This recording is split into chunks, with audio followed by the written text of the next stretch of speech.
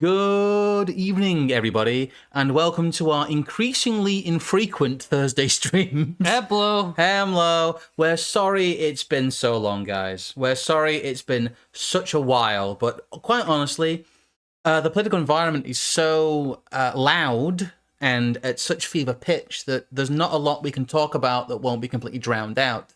We tend to go for a lot more evergreen topics, or we do our annoying thing of existing in the political future. And yes, we've not working. No, it does seem to be. We do seem to be live. Yes, we are definitely live, guys. Don't you worry. We 100% are not like a recording or anything like that. No. We are not an AI. I can't remember before or not if I have done this bit, but of course we are streaming live from the Tora Bora PS3 supercomputer. Yes, we are. That we are streaming live from the Tora Bora supercomputer. This is why also we tell people to refresh. Yeah. If you've ever had trouble getting a live stream live on YouTube, it's probably because you haven't refreshed the page. Yes, and for those that are wondering, I'm not even going to mention the weather because we all know. Yeah, we all know. It's shocking. We have not had a summer. The weather has been terrible. We've not had a summer as yet at all. I must say, it is with great sadness actually that I have come to a major revelation. Yes. You know, worry not, my love for the nation of Israel will never fade. It's not that. But it's almost as important to me. It's that I think I might vote. Oh, no. If someone comes out and says, I will make the sun come back out, I might have to vote. Okay, so that's our platform. We will return the sun to you. Bring back the sun. We will destroy the clouds. Yes. That's a good segue to talk about the fact that we are still monetized somehow. The best way to donate to us is via the Ko-Fi because it doesn't pay the Google tax, but we just got £20 there from Ethan. Thank you, Ethan. He says, hello. That was these are some expensive hem loads. Oh, thank you, Lamented Guide, for the $20. Henlo, friends. We'll give you another Henlo. But, yes, but we're not really going to vote, guys. We're more joking about No, I'm deeply serious. I will vote for whoever can promise me to bring the sun back. You can't vote. You're not on your Toro registered properly, which is anyway. I've seen what happens around these parts. I just need to find a nice Asian man outside of the polling booth sitting in there, and an old Volkswagen Sharon with a 3-foot tall stack of polling cards. Oh yes, of course. My name's Mohammed too. We did actually see somebody of an Asian persuasion coming out of a fancy vehicle with a lot of polling cards once, but we mostly just laughed because that's mostly what we expect. But anyway, today we are going to talk about, I suppose, what will be an easily misconstrued topic. This is a bit of an intelligence test. Oh, no, I hope it is misconstrued. Peter Hitchens, if you're out there watching us, hello. Hello. We love Starmer. And as I reply to like one of A's tweets, I see him mincing about in the chat there, something to the effect of, I want such a large Starmer majority that I want them to start wearing capes. And Churchill lad. Yeah. And fundamentally, we are going to have to discuss the fact that he is going to be the man that keeps the trains on time. He is going to actually be the man who makes the trains run on time, yes. I'm sorry to say it, but we are not talking about the election. Really, we're actually talking about how British politics will look during Starmer's first term. Oh, the thing is, we talked about this election 18 months ago when we discussed the fact that there would be a tactical switcheroo. The Tories would be the weak party of leftist social issues, and Starmer would be framed as competent, like, government Stalin man. And people would find him popular, because of course they would. Yes, they would do. But this is really our getting to grips with and hoping that you can get to grips with what the political landscape will look like. Really, in about 2 years, I think we'll be in full swing of Starmer. And unfortunately, for the man in the street, as this title says, things will appear, at least in the near term, to get better. It's amazing, isn't it, that the woke has already been put away. We're not going to talk about that here because it's such a topic we've moved past. I'm sorry, but it's gone. Yes. The paradigm is gone. We already talked about the post-woke world. We've already discussed all this stuff to death. But Starmer stepping into the post-woke world is vitally important for this idea that politics will calm down and that things will in quotes, get better. I mean, dare I step to the cliche that it might seem as if the adults are back in charge. Yes, the adults will be back in the room. Thank you for the £2 there, Lewis Shaw Moffat, for going so much further. Ooga Booga, Mother Ruffers. And thank you, Ivan Grozny there, for the Theakstons Fund for £5. Oh, yes. We do love our Theakstons. Thank you, comrade. And we do say that you should go to the pub whenever possible. Do support your local pub. And like I said, super chats, super stickers, all that stuff's welcome. Memberships, we still have memberships and all that jazz, but we shall not shill for too long because there's quite a lot. We shall get to the main crux of what we are discussing here. Yes. Which is, as always, completely and utterly stepping over ideology. Yes. Completely and utterly stepping over. I like how we've still got the little smoking PFPs as well. Is that just a choice measure for I just today? put those back on, but I think we could do the cigarette. I just thought what we are talking about, though, is the line going up. Yes. Where we don't think that things will actually improve, in quotes. Although they will for certain people materially in the short term. Yes. I'll have to get this caveat out of the way. Again, bit of an intelligence test, because we are not actually saying that you should go out and vote Labour. Oh, no, I would actually say you should. If I could make every single person that watches GB News vote for Starmer, and we could have like a, Democratic Republic of Congo style election result where candidate A gets like 75 million votes in a country that's only supposed to have 72 million people in it, and candidate B gets minus votes, and candidate B is, of course, Rishi Sunak, then that is what I want. I mean, this is a fundamental part of this theory, is that we've experienced well over a year of the normalisation process of Starmer being sold to us as competent government. Yes. He is not, at this point, I think, going to get in and then mess it all up. There is clearly some level of, pardon the pun, but reform that they are intending to engage in that will make things better. I think that before we go any further, I will say that it seems that Starmer and the people being cycled in are almost alarmed by how lethargic the outgoing government is and how little they seem to have had a rudder in the political project, to the point that they're really kind of upsetting the kayfabe a little bit. We'll talk about the kayfabe as we go forward, because that was the subject of our stream last week. But I just wanted to get the graph back up. It's a good graph. It's always relevant to managerial and liberal politics. The good line will go up, guys. Don't you worry. But yes, we'll move along a bit. Yes. The globalist elite punish outcomes that they do not favour, and they go on to always reward outcomes that they do favour. This makes any decision that aligns with their goals inherently the correct decision. Any decisions that do not align with that are, therefore, incorrect. You are not on script. You're not on project.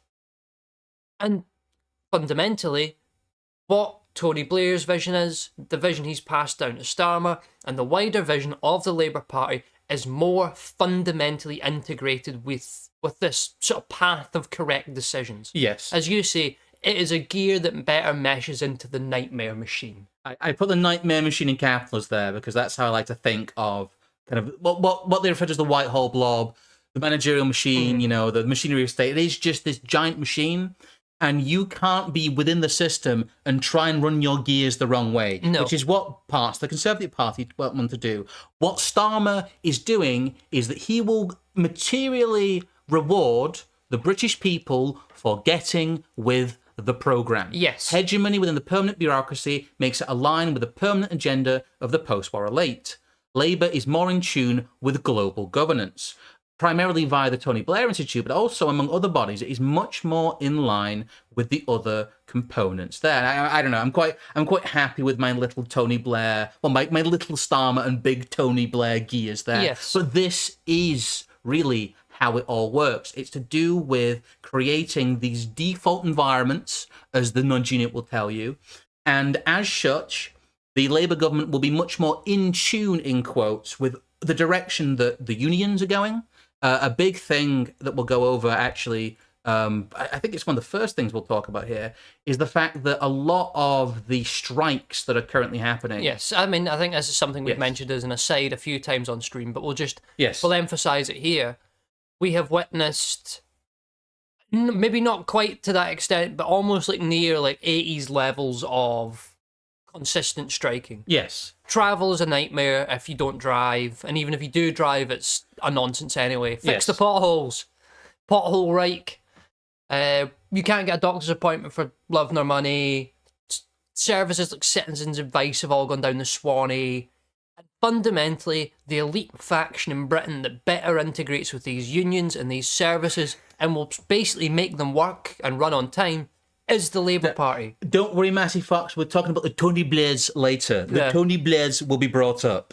Don't you worry. But the unions are not particularly powerful in Britain. No. They are a shadow of their former selves. They are not a power centre outside the public sector in which they're allowed to, again, engage in political kayfabe, to create a situation where the public sector is rewarded with inflation-proof pensions and above inflation wage rises, usually to keep them sweet, to pay them off for being part of the machine.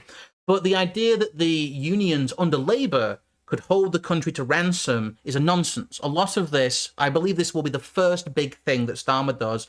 He'll go out, he'll go, look, 8%, 10% pay, if you're not had pay rises in years. I'd even think it'd be that generous. I think they'll basically get offered just about inflation, and because at the end of the day, it's not about the mass body of the union. It's about the people who control it and the people who make the decisions. It will be a 10% pay rise over 5 years. And they'll get 2% a year. And those people are die-hard Labourites. Yes. Not because of ideas, not because necessarily of ideologies or Marxism or anything like that, but fundamentally their position at the top of a union is bettered by being friendlier with the Labour Party and being an aggressor to the Tory Party. Because it means in the period that we are in now, where Labour, at least quote-unquote, isn't in power, having this little faction run around and make it difficult for the Tory Party, it's a benefit. It is. It's so orchestrated in many ways. It's such a old political talking point, and the strikes have been so unenthusiastic and almost artificial. It almost feels like the people who are striking are tired of it. They're going through the motions. There's not big picket lines. There's been no real run-ins with the police. There's no big protest strike action apart from the normal performative protests you see over every issue. This is them going through the motions of industrial action. It's so dispassionate. It's so weird to watch this. Well, we're striking because the script says that we strike. Yes. It's a extremely mild-mannered and orderly labour dispute. It's really funny because it's so fake. The other thing as well is business. I'll go back onto the other slide, but a lot of this is being used to portray the Labour Party as being more in tune with British business. I believe that was their framing from Starmer's own sort of public address earlier on this afternoon. We are the pro-business party. We are the pro-growth party. We care about wealth creation. Where is conversation in that regards about British workers coming from the Conservative Party? It's nowhere. Yes. This is a party that's going to portray itself as being ready for governance, and because so many of the problems in Britain currently are artificial, they're self-inflicted, and they're to do with, quite frankly, the laziness and incompetence of certain officials that has been allowed to fester. This really will be a moment where they can have a very easy short-term victory, in quotes. And as we'll get onto it, it'll be very much like 1997 to 2001, but you've got UK finance, international agreements, social issues, NGOs, all of these things, and as the social stuff winds down. I will say it's not noted here, but I've got it as a little bit I added to the notes. There is also another massive part to this. Think of the bodies and the positions that have existed in the UK only since Blair. Yes. We have Supreme Court. Ofcom. National assemblies, yes, mayoral offices. These are positions of local power and influence that only exist at the behest of Tony Blair. Yes. And I think they exist at the behest not just of his actions, but also in some regards, his vision. These positions are there to garner greater democracy in areas where he thinks it can be influenced to their benefit. they are practiced at this in a way that the Tory party is not. Well, I didn't even put it in the notes because it's something I was going to bring up, and we brought up many times before, is that the Conservatives inherited the machinery of Blair and let most of it sit idle. Yes. Whereas Starmer will inherit all of the machinery set up. I always talk about the dog days of the Brown government, when they're forcing all these things through, and you've got the Supreme Court going through, you've got all kind of you've got the starts of the Equality Act and the Child Poverty Act, and all these things are put in place that wrap up the government in all of these neutral procedures. And what Starmer will be inheriting is all of these gears he can now mesh with. He can now move in the direction that the Britain is supposed to, in quotes. He is able to better follow the script. And so the transition into, New Britain is smoother, whereas under the Conservatives, it happens at pretty much the same pace. It is merely rougher. Yes. And that's because, as we always say, electoral politics isn't real, and Britain is governed by a permanent bureaucracy who are the ones who actually pull the quote-unquote levers of power. Yes, I mean, I just want to actually just keep flashing this up every few... we need to remind you that as we talk about all of this, electoral politics isn't real, and it should underpin all of your thinking. Every time you start... Voting do not real. Yes. Every time you start to become interested in the minutiae of the election, this image should appear in your head. You should repeat to yourself 10 times that electoral politics is not real. 100 times on the chalkboard. Yes, and you cannot let it become real in your own mind. As again, it's very important as we talk about what's coming forward. None of this is the result of the will of the people or the election or democracy. He is being cycled in via that mechanism. That is all. Sorry. I still want to come back to that. The example for me that I find so interesting is that in the early years of the Blair government, when they set up these national assemblies in Wales and Scotland and Northern Ireland, and they create a constitutional mess. Yes. They fundamentally make a problem that cannot be fixed. Yes. That especially a party that frames itself as unionist, which the Tories have done for a very long time, and it ultimately is part of their normie sort of appeal, is that they are for the union. Yes. They want Britain, not just England, Scotland, Wales and Ireland as separate, disparate nations. They want Britain. But they can't have it. No. Because Blair put them in a situation where the problem can't be solved by their own rules and their own constitution. But it's okay, because in Starmer's back pocket is a nice little document written up by Gordon Brown, probably at the behest of Tony Blair, that has a constitutional loophole to solve these assemblies. Whoa! Who'd have thunk it? What a coincidence. The same people that made the problem are the same people who have a solution for it. There's some good examples here I'll take you through about the meshing of the gears and how countries are allowed to prosper when they get with the fucking program. A good example... America in 2016. Yeah, America in 2016 is a good example, but also I wrote an article January this year about Poland and about Polish politics. And the big fact about Polish politics and why it's so dominated by the EU despite being a Eurosceptic state, in quotes, is because if you look here, you can tell on this graph when Donald Tusk left office in 2014, because the amount of EU investment tumbles until about 2017, until concessions are agreed with the EU and the Polish government. It matters not anyway, because Tusk is back. Because Tusk is back, yes. I'll just read it here. Poland, despite... I'll read the first bit here. The simple reason Poland eventually had to play ball with the EU is this. Poland is the largest recipient of EU funds as compared to its contributions. Larger than Romania, larger than even the much maligned Greece. Poland, despite retaining the zloty as their independent national currency, is heavily beholden to the EU financially. 37.41 billion in funds hang in the balance, mostly in the form of withheld COVID recovery loans. To put that in perspective, 2023 military spending, even in the light of the ramping up of the Ukraine conflict, was 24 billion, around 3% of GDP. 13.4 billion less than what the EU is withholding from Poland. This is a story that happens in microcosm everywhere. It happens in Italy, Italy is also a state that is massively beholden to EU credit instruments. I could go through a couple of paragraphs. This is from our article, Maloney World. Yes. And this is kind of, it's about the... go to the little bit above and we'll just sort of work through this bit here? Yeah. The media, for their part, have been barely able to contain their gloating. This is you discussing the context of the fact that they want to paint her as a Nazi, whilst also celebrating the fact that she isn't one. Yes. Before becoming Italian Prime Minister, Giorgia Meloni was one of the most strident voices on migration in the European Union. As an opposition politician, she warned darkly of efforts to substitute native Italians with ethnic minorities and promised to put in place a naval blockade to stop migrants crossing the Mediterranean.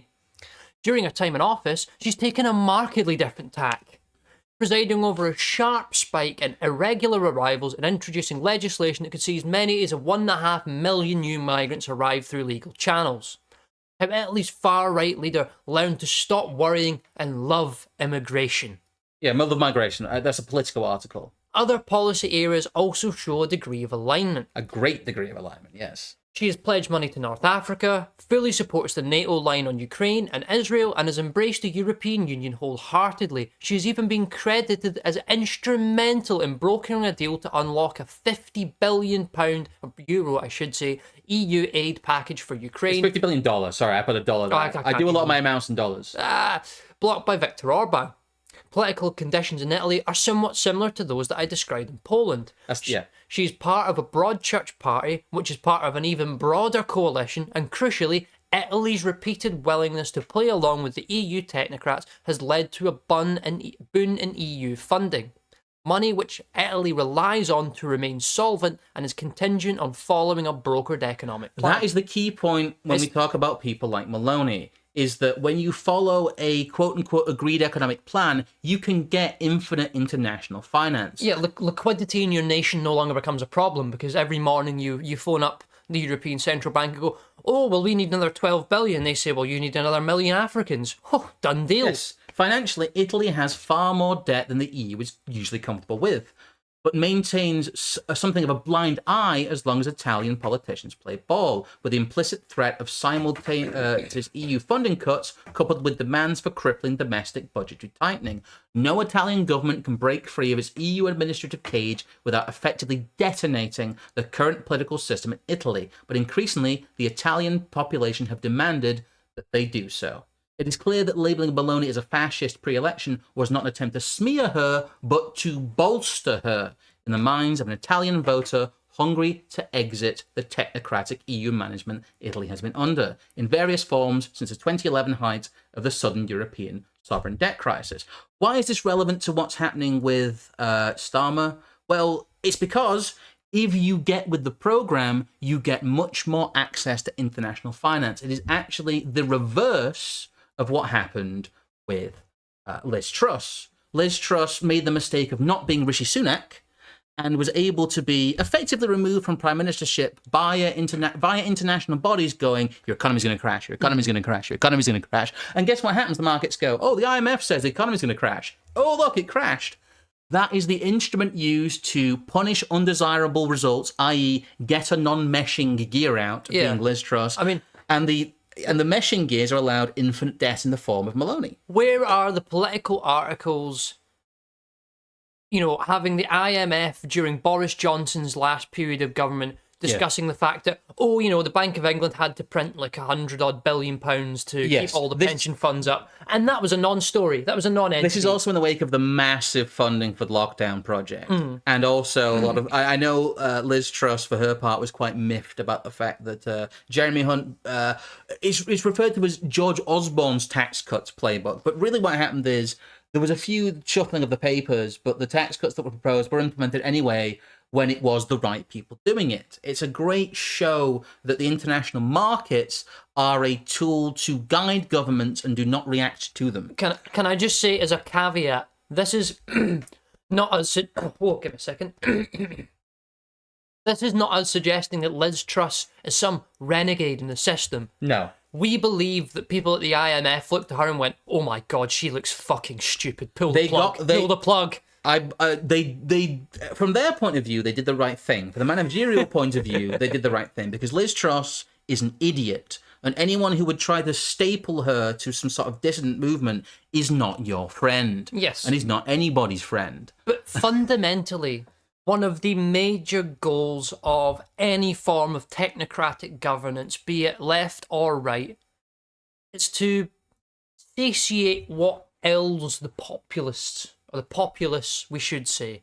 These basic and in-your-face sort of problems that the BBC or the Daily Mail or the Mirror or the Sun or whoever blasts in your face every day. Yes. With a little bit of tact and getting the papers on board, just as Tony Blair did, you see you're going to fix these problems. And all of a sudden people find themselves in a political malaise because they don't understand how the system works. They don't understand how it's better than it was before. But knowing that it is, they just think, well, okay, I'll leave them to it. The first term of Blair, people do not talk.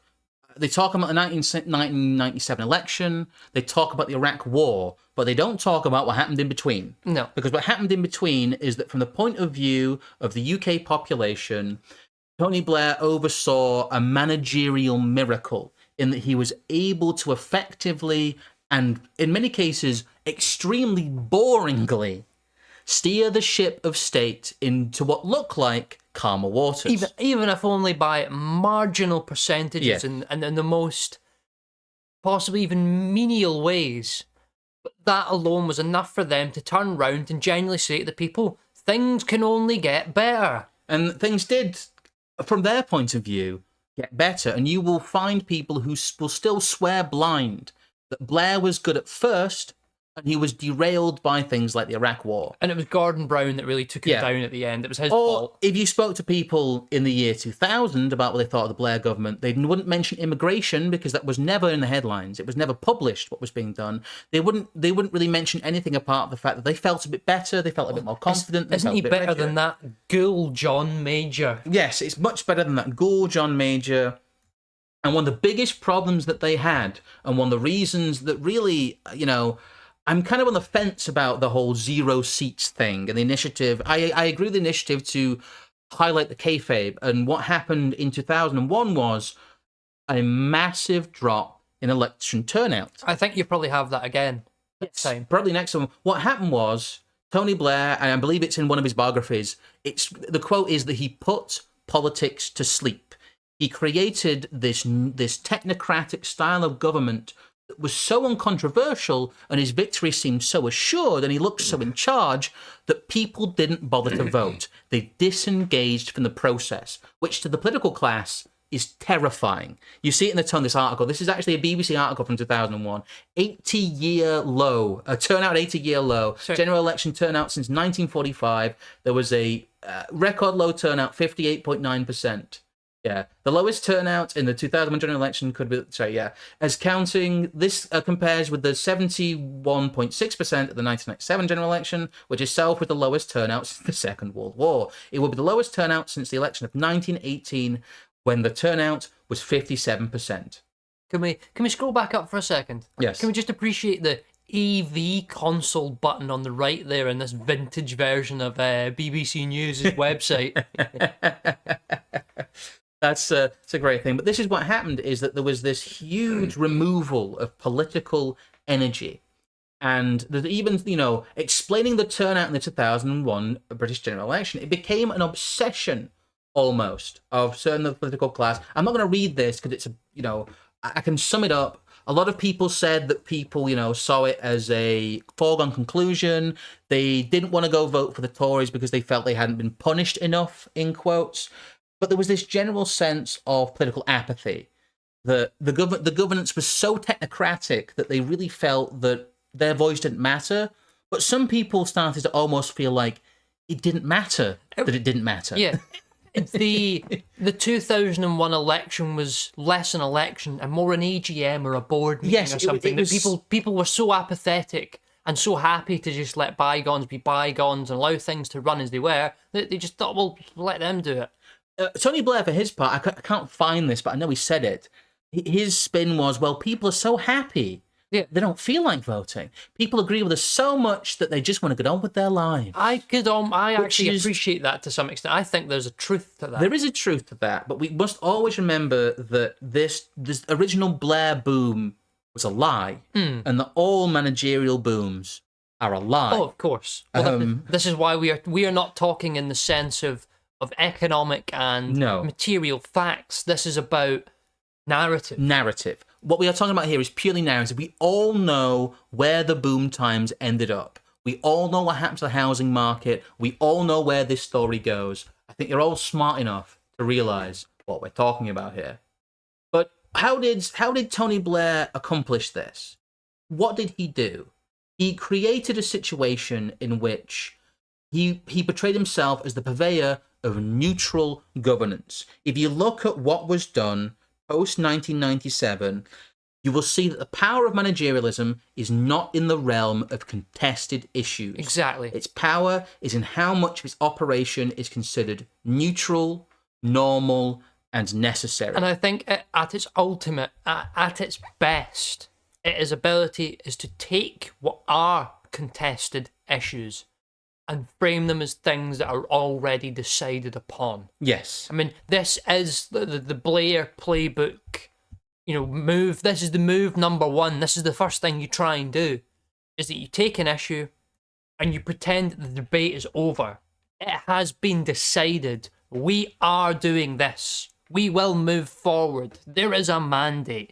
Any way that they can make it seem as if the issue is no longer up for question, that it's being needlessly political to debate the conclusions that we have already come to.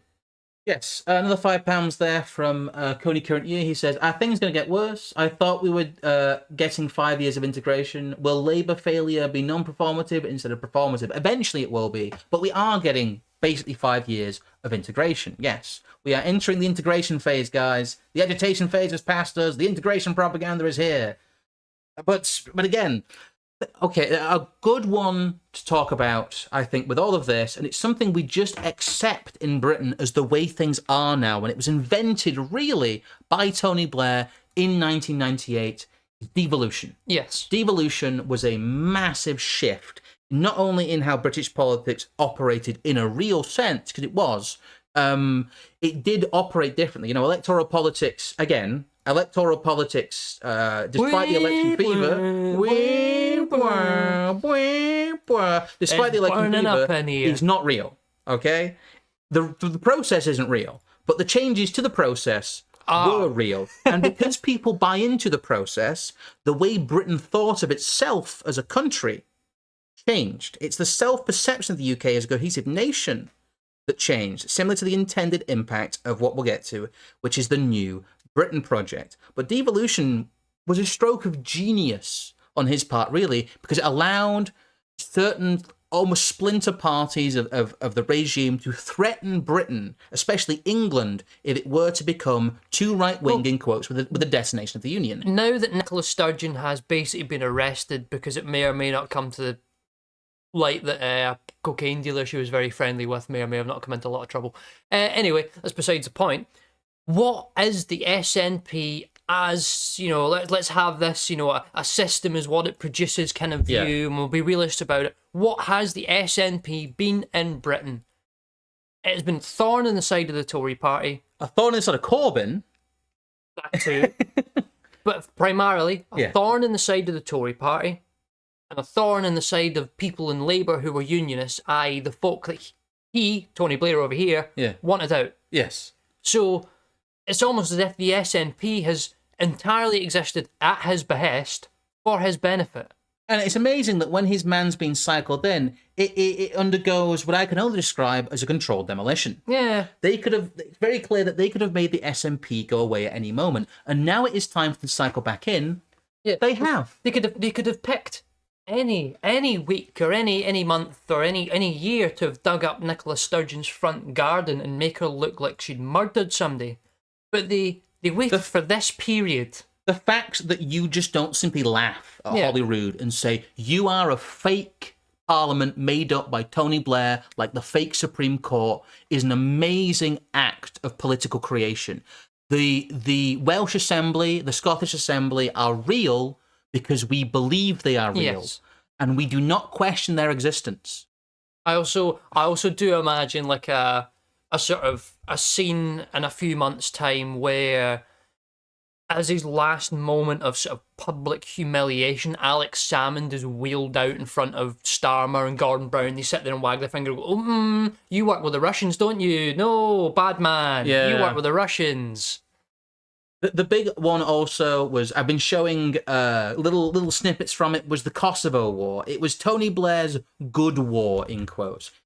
To quote the Shropshire Star here, which I just think is an amazing little quote here. You read this little paragraph here if you want. It's a great... I might go from the top. We'll set the period. It was another great triumph for Tony Blair and the New Labour project. His term of office since 1997, he was the youngest Prime Minister for nearly 200 years, had been nothing if not eventful, with one of the early challenges being the death of Diana, Princess of Wales, in August of that year. Blair caught the public mood and articulated the grief of the nation, famously calling her the People's Princess. Blair has been dubbed Bambi by some in the press before taking office, but it was not a nickname that stuck when he came into power. Indeed, he proved to be not averse to military operations and pioneered the concept of a humanitarian war. When NATO embarked on a sustained bombing campaign in 1999 of Serbia and of Serbian targets in Kosovo. Less high profile was a go-alone British military intervention in 2000 during a savage civil war in Sierra Leone. It was a success which brought an end to the conflict and made Blair a hero in that country, as he is in many others. I mean, I'm sure have you got the Tonabler statue at hand? No, this is all the Tonibblers in front of a picture of Tony Blair. That's what the background of the neutral governance is. That is the Tonibblers. That is the Kosovan Tonibblers. Tonablers. Yes. But it's true. I will repeat it again. The power of managerialism is not in the realm of contested issues. Its power is in how much of its operation is considered neutral, normal, and necessary. It is the Kosovo War never being questioned. No, because it was the neutral. It was already decided before the first Serbian shot the first round. We already knew they were wrong and bad people. Yes, this is a humanitarian war. Again, evil acts of political genius, but they are in service of awful goals. And a further part to relate back to the issue of devolution is this want to make certain bureaucratic bodies be quote-unquote independent and non-political. And you do so by taking a large number of people who are part of one of your departments. You strip whatever is this before times partisan sort of body, fill it full of your own people, and then say, look, it's a separate thing over there. Just like they did with the Bank of England. Yes. I'll quickly. Sorry, I forgot one of our little slides here. I'll put that back. I'll put that back there. But the Bank of England was one of the other examples. There's a great little article here. We like to use open democracy because I just think they're funny. They say the right thing from the wrong angle a lot of the time, and it's really funny. It is no longer makes sense for the Bank of England to be independent. The bank's power over interest rates is political. Correct. It must not be held by unaccountable technocrats. Funny. Yeah, but this is an important point here. The Bank of England and the start of government NGO, or the whole government NGO era, the public-private partnership, Blair's power was in redefining the conscious operating parameters and governance in seemingly banal and benign ways. Like creating, we're not setting the interest rates. The neutral, normal, necessary Bank of England, who is not political, is setting the interest rates. And I think the same will likely be done with artificial intelligence. They will essentially gut large parts of woke and DEI and whatever you would like to call it out of the public services, out of the NHS, out of the DVLA, or wherever they can to get efficiency out of the machine. But they will do so under the guise that this is a neutral recommendation from computer systems that are entirely fact-based and scientific, not just a consequence of the fact that Blair looks at the radical left base in his own Labour Party with disgust, which is ultimately a large part of it, because they're stopping him from achieving what he wants to achieve. Well, there's another thing to be said here, which you mentioned AI, which is going to be a big, I believe, or at least tech systems, the further systematizing of large areas of British life in a very normal, in quotes, boring, but also revolutionary way will be quite a large part of what Starmer's doing. Yes. And it will be done under what I refer to as the cloak of boringness. Well, I just want to make one last point as well, though. Yes. They've done this before. Yes.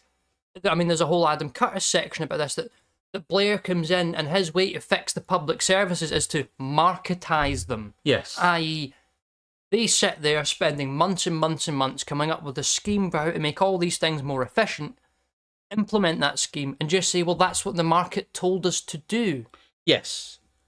I'm just going to put it on that slide there because that's a funny one. But a big example of this, the power of being boring, is New Britain. Yes. the ability to take what are...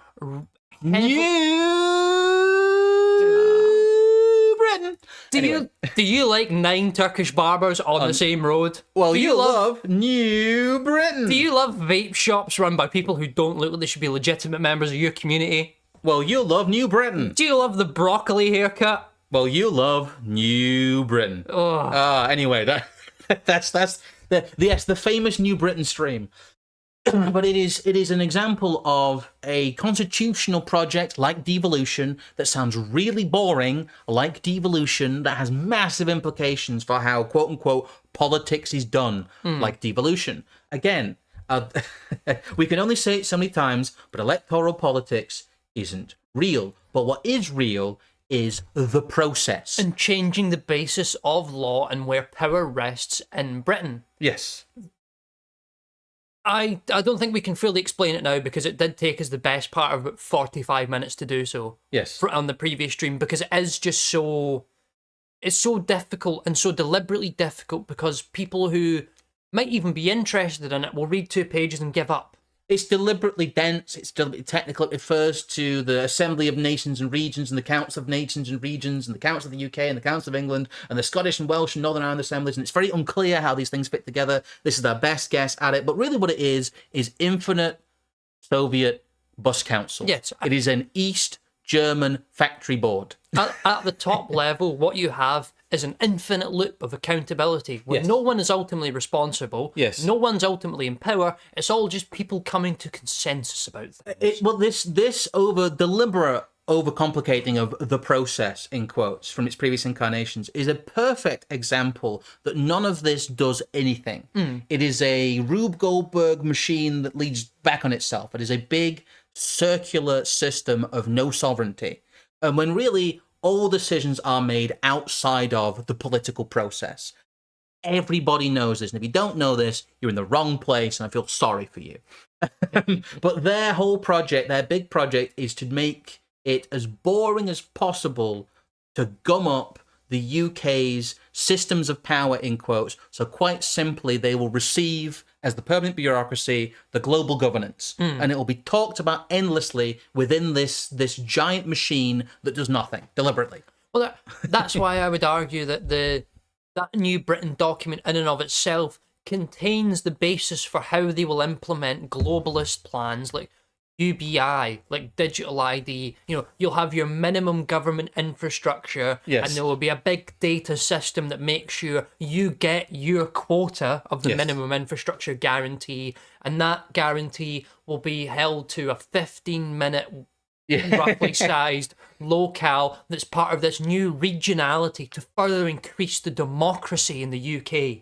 Oh, you see, this whole system is part of a wider global system, which each country has each of their own systems, and we go to the council, we decide it's really just it's to make people go and surrender to the fact that they don't understand the process. I mean, go back one step, to the slide. Imagine this, and this is one country, and then you have representatives from each council of the nations and regions in each nation and region. So you go to the Council of the Nations and Regions of Nations and Regions, and that, you know, there's 1 million fucking representatives, and it's Tony Blair's wet dream because it's global EU, and it never gets anywhere. And as you say, only those who understand in and out and understand it's a facade can make the gears mesh. Yes.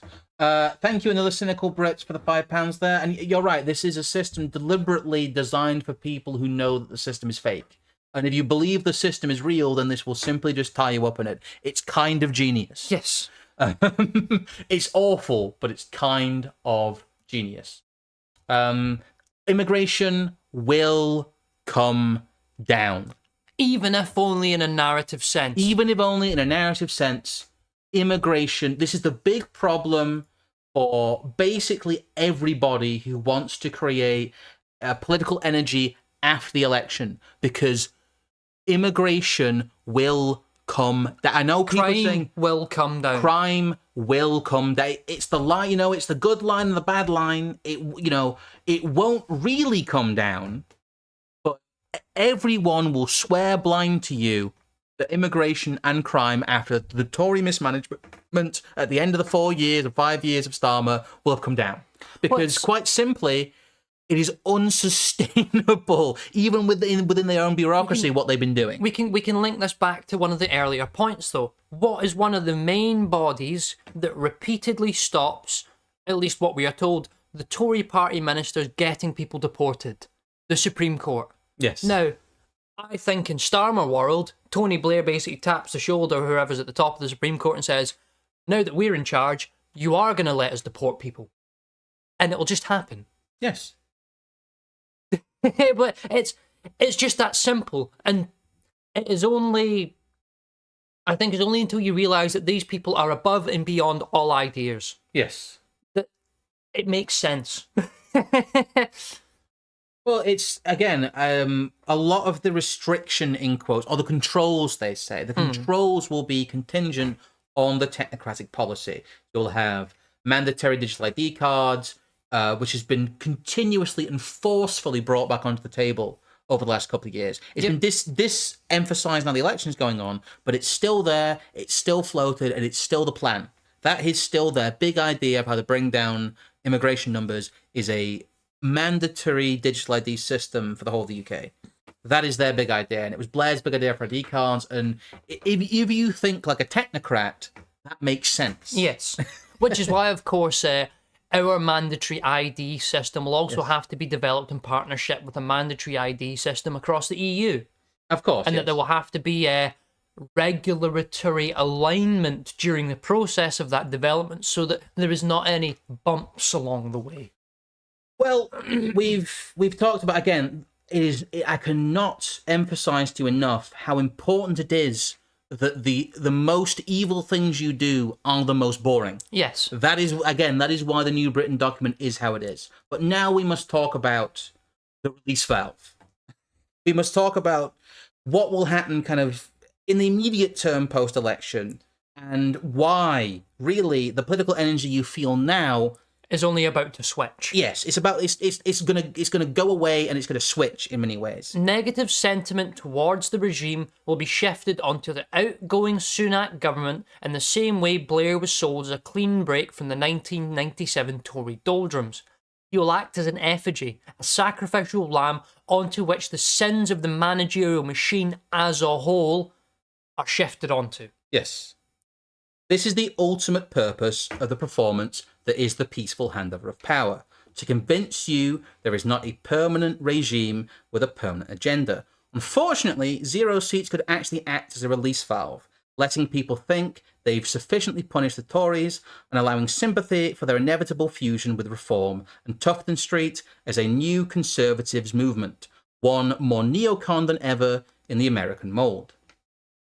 Equally, the massive Labour victory on a down-the-middle neoliberal strategy will allow them to portray the election as a referendum on the politics of both the Tories and reform, and use it to say that the issues at hand, namely immigration, multiculturalism, integration, these things have been settled, and the country overwhelmingly trusts Labour's policy on these subjects. The other side of this is obviously that there will be very, very naked consensus government, but I think that is something that they think they can survive. It'll be, I do think it'll be quite fertile ground for us to show that in such straightforward terms, but these will be their arguments. Yes. And unfortunately, this is the other side. This is the judo that could be done on the idea of destroying the Tory party's electoral force without disengaging from the process entirely. Yes, and as a final point, just to re-emphasise it, there is almost infinite narrative power to be gained from pulling this all off.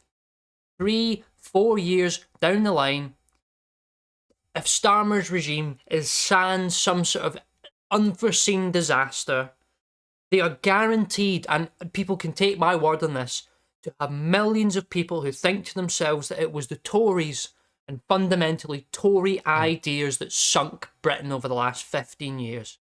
They will not see that it was just more naked and better integrated technocracy on Labour's part.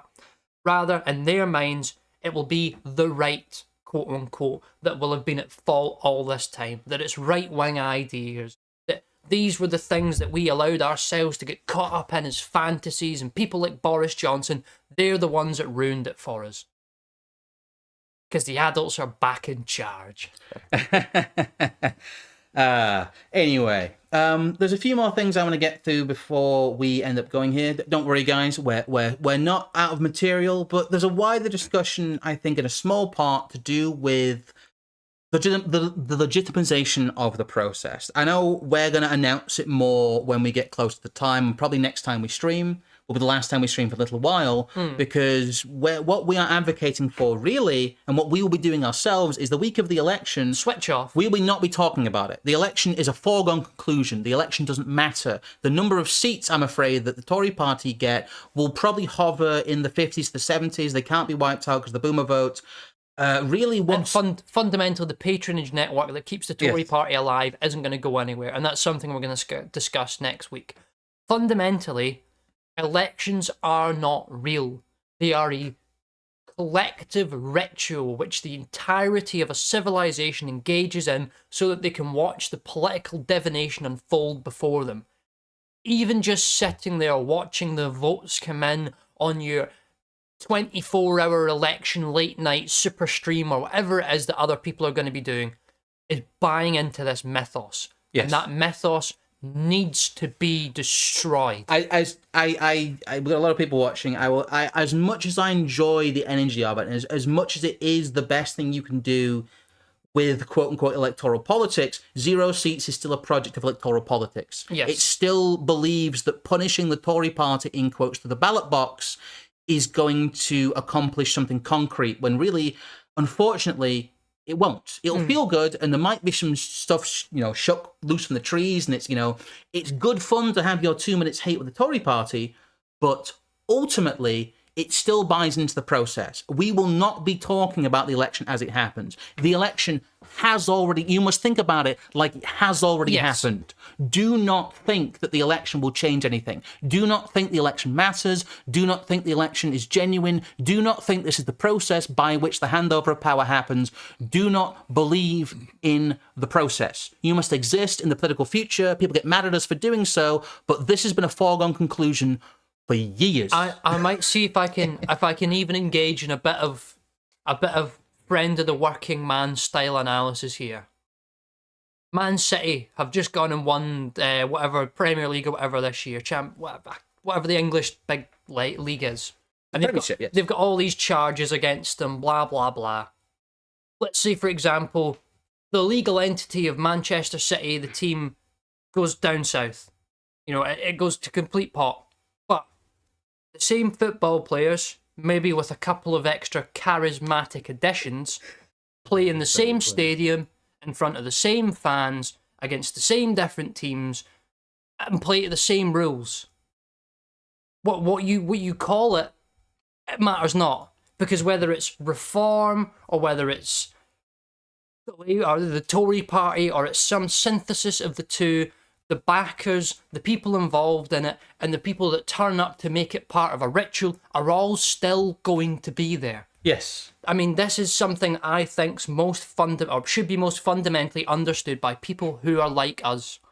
Going around and fomenting populist dissent without having a foolproof method for capturing that dissent and using it yourself is shooting yourself in the foot.